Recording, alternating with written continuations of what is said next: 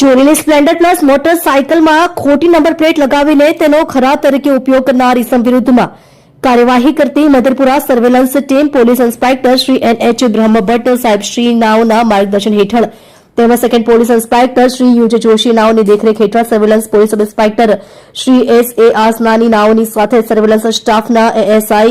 Prithvirajsinh Dajiramsinh, head constable Tarunkumar Girishbhai, head constable Dharmeshkumar Kantilal, head constable Satyarajsinh Pradyumansinh, police constable Shamalbhai Baldevbhai નાઓ સાથે police station વિસ્તારમાં પેટ્રોલિંગમાં હતા. તે દરમિયાન ચાંપા બજાર તૈયબી મહોલ્લો પટેલ મેન્શન પાસે આવતા ત્યાં ફઝલ અલી સલીમ સૈયદ નામનો ઈસમ કાળા કલરની સ્પ્લેન્ડર મોટરસાયકલ લઈને ઉભેલ હોય,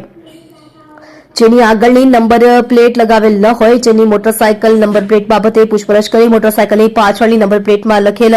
રજીસ્ટ્રેશન નંબર જોતા જેનો રજીસ્ટ્રેશન નંબર GJ16Q7629 હોય છે. આધારે ચેક કરતા સદર મોટરસાયકલ વિશે શંકા જતા તેના એન્જિન નંબર તેમજ ચેસિસ નંબર ચેક કરતા એન્જિન નંબર HA10ERGHCO 3623